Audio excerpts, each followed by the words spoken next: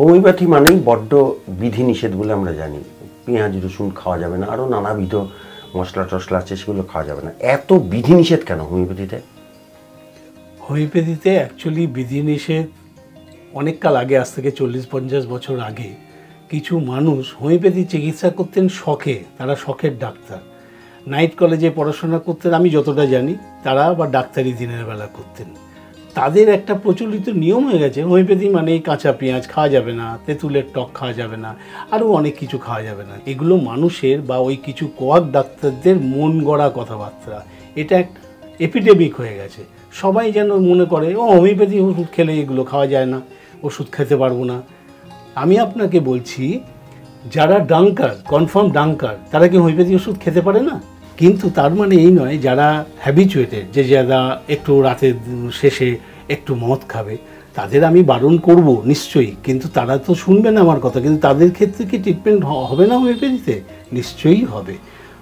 হয় ওষুধ খাওয়ার আধ ঘন্টা 1 ঘন্টা পরে বা 2 ঘন্টা আগে, এটা যদি খেলে তাহলে নিশ্চয়ই হোমিওপ্যাথি ওষুধে কাজ হবেই। এবং তার অভিজ্ঞতা আমার নিজের আছে। আমি আমার চেম্বারে দেখেছি যারা পাইলস নিয়ে এসছে, অর্শ নিয়ে এসছে, আগেই স্বীকার করে নেয় যে ডাক্তারবাবু আমি একটু রোজ রাত্রেবেলা আমি একটু মদ খাই। তাহলে হ্যাঁ খাবেন, ওষুধ খাওয়ার আধ ঘন্টা পরে খাবেন। জ্বলন্ত প্রমাণ আছে সেই পেশেন্টটি এখনও সুস্থ আছে, ওষুধ খেতে হচ্ছে না। হোমিওপ্যাথির কি সত্যি হসপিটাল সিস্টেম থাকতে পারে? অবশ্যই হোমিওপ্যাথিতে হসপিটাল আছেন। আমি যে কলেজ থেকে পড়াশোনা করেছি সেই কলেজে ইনডোর হসপিটাল আছে, আউটডোরও হসপিটাল আছে, এবং আমরা সেখানে ডিউটিও করেছি, চিকিৎসাও করেছি। ইনডোর কোনগুলো ধরুন, যেগুলো হয়তো হেপাটাইটিস, তাদের হয়তো দেখা গেল বিলিরুবিন লেভেল অনেক বেড়ে গেছে, 9 কি 8 হয়ে গেছে, সেই ক্ষেত্রে আমরা ডাক্তারবাবুরা বলি বেড রেস্ট। বেড রেস্ট মানে এমনই যে কথা বলতে নেই। সেই ক্ষেত্রে আমরা ইনডোর হসপিটালে ভর্তি করে নিই, চিকিৎসা করি, ওষুধ দিই টাইমে টাইমে ঠিক মতো। তার কিন্তু হেপাটাইটিসটা সেরে যায়, জন্ডিস সেরে যায়।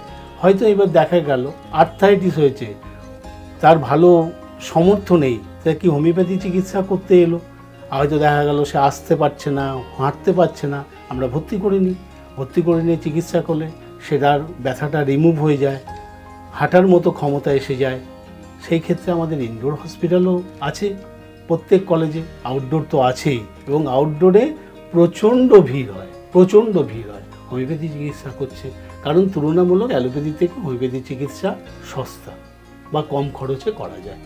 হোমিওপ্যাথি হসপিটাল কলকাতাতেও আছে, বর্ধমানেও আছে, সমস্ত জায়গাতেই হোমিওপ্যাথি হসপিটাল আছে, ইনডোর এবং আউটডোর। আমি যতটা জানি, আমি যে কলেজে পড়াশোনা করে এসেছি সেই কলেজেও আউটডোর আছে, ইনডোর আছে কলকাতাতে। এবং স্বনামধন্য হোমিওপ্যাথি কলেজে খুব ভালো চালু হসপিটাল ওগুলো আছে, শহরেও আছে, বর্ধমানেও আছে, মেদিনীপুরে আছে, সব জায়গাতেই আছে। শরীরের নাম মহাশয়, আমি নিজে দেখি, আপনারা দেখুন, সবাই কমেন্টস করুন, সাবস্ক্রাইব করুন।